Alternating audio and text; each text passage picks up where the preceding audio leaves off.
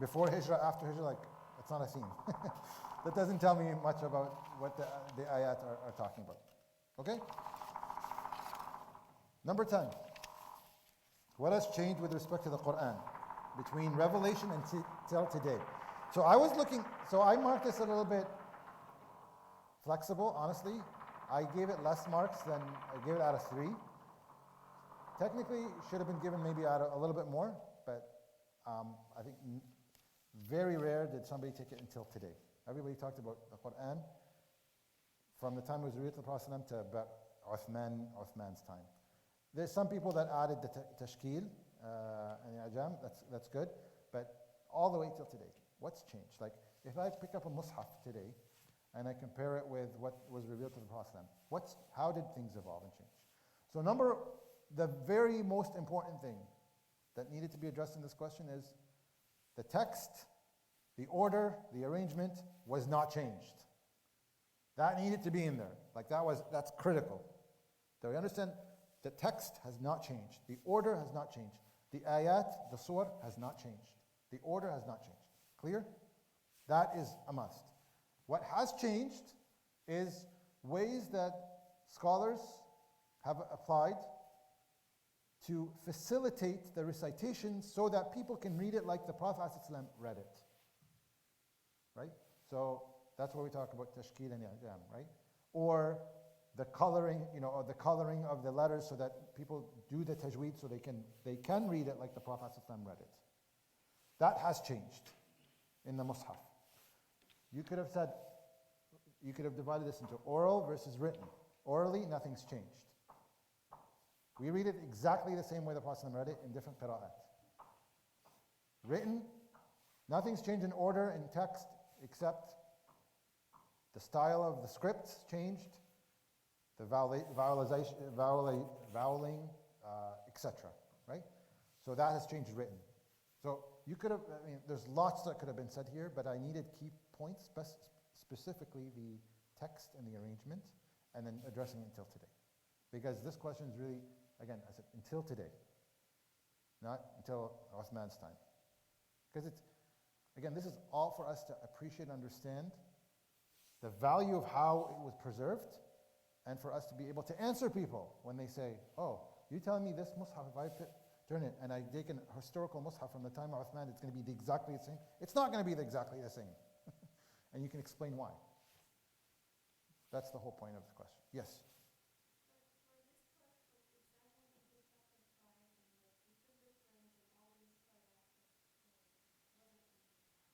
Right, but I think what we've covered before tashkil, and we think we covered the fact that we didn't cover, the color. So I didn't expect you to say coloring and tajweed and all of that. I'm just giving you the full answer. But in terms of what we know, how it was written at the time of the Prophet ﷺ, versus, because we said, I think we mentioned that there was no voweling, with no harakat, but we didn't. So that was discussed before the exam. Yes. Yeah. Yeah. So I'm saying is that's the. Yeah, but we're saying until today. So. No, I know. But what I'm saying to you is what is so at least until tashkil. Right. Today we have tashkil. The time the revelation didn't have tashkil. Right. So when I compare that together, right. I know we didn't talk about the scripts and all of that till after, so I'm just giving you the full answer, but not what I marked. That's why I was saying it's only out of 3. All I wanted is arrangement and text did not change, and the way it's written has changed because it looks differently. That's really, most people who said those 2 things got the full mark. Any questions? I want to spend time on the essay. Any other questions before we move on the essay? Okay. MashaAllah, generally I think there's a good understanding. I would say good memorization. Understanding or application needs work. I'll say that very generally. There are a couple of people that almost got full marks. Nobody got full marks. No. This one's out of 14.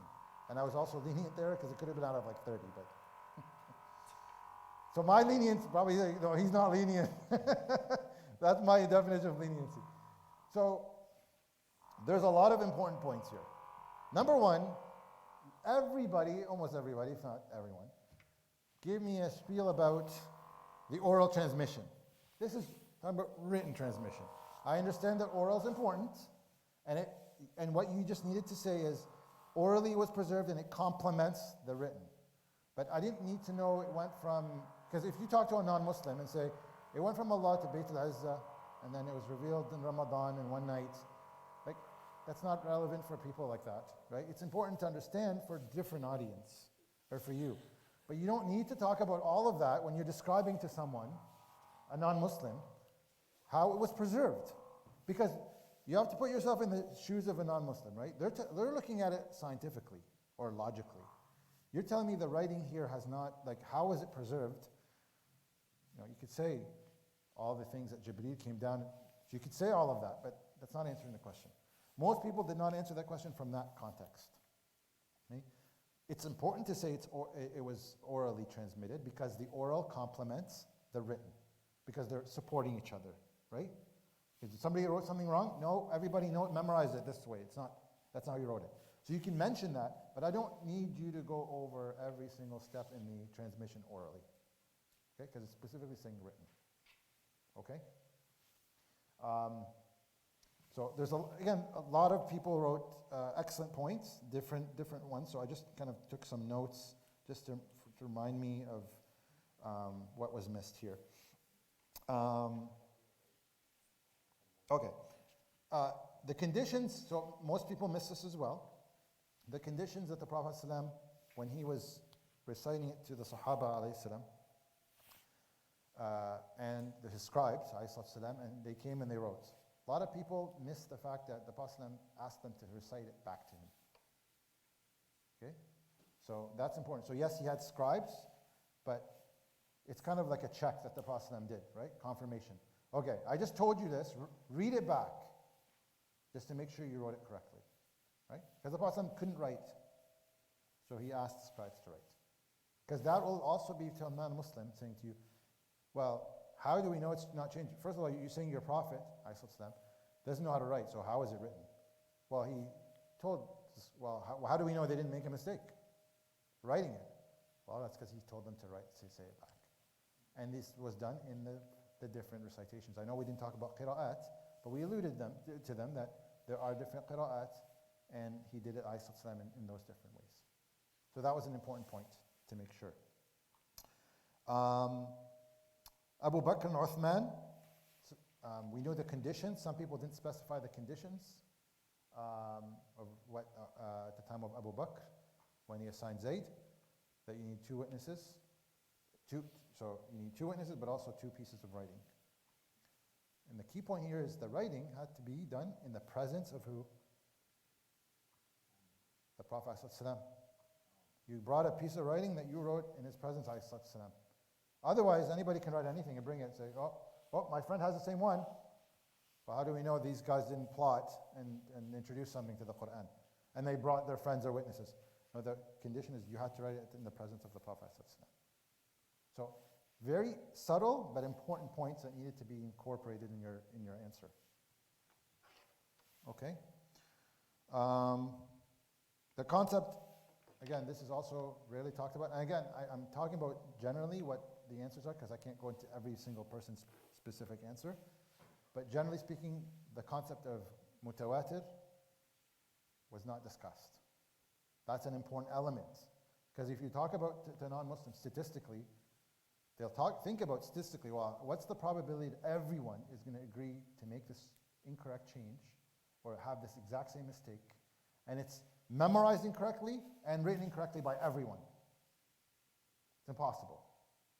So the concept of mutawatir is very important to introduce.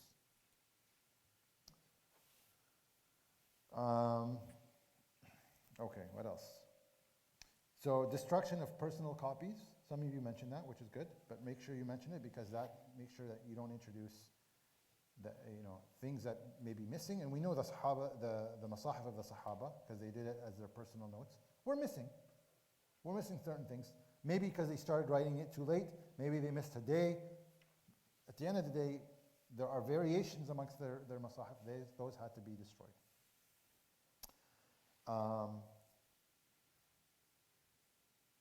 Right. So the standardization of the versions of the Quran, right? When you talk about this, and I know we may have covered this, I don't know, after the exam, but I think everyone knows that when you have a standard copy, everyone kind of left it there. You know, the copy of Uthman, it's standard, it's sent. Okay, then, well, people made copies from the standard copy, right? So when you make a copy, right, it's like cut and paste from something that's perfect, then you're going to have a perfect, right? It's word for word the same thing. So that's important because you have to talk about the Quran, how it's progressed until it came to you. Well, we know this is based on a standard copy that Uthman radiallahu anhu wrote. Copy of a standard is a standard. It's not the original by the definition, but it's a standard, right? So that wasn't really discussed, and I think there's one more thing. And then tashkil and ajam were added to facilitate and ensure the wordings, the reading was preserved. And that was, I think, missed as well. That's important because that's part of the preservation of the Quran. It's in writing, right? Tashkil is in writing. So that needed to be added in there as well to preserve the Quran for you till today to recite the way the Prophet recited. So those are just some of the points I captured. I don't know if there's anything else I'm missing.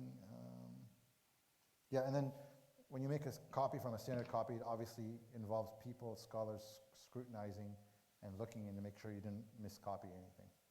Right?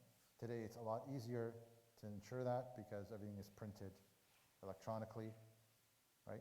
So you'd have to go into the PDF and change it so everything else is, so it's before they actually had to write it. Any questions?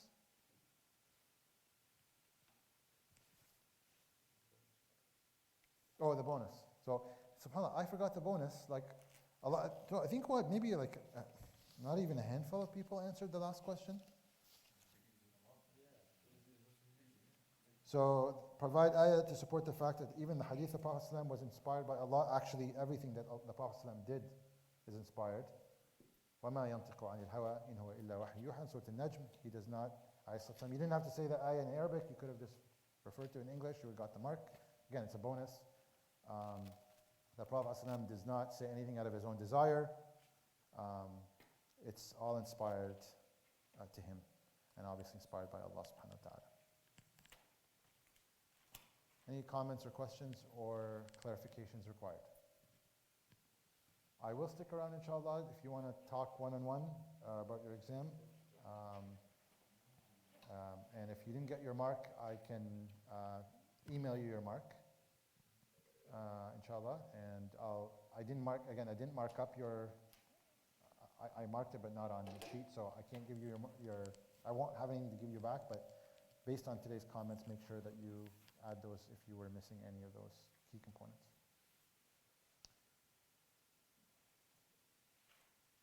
Jazakumullah khair, subhanakallahum. Oh, before we close, there's no assignment, but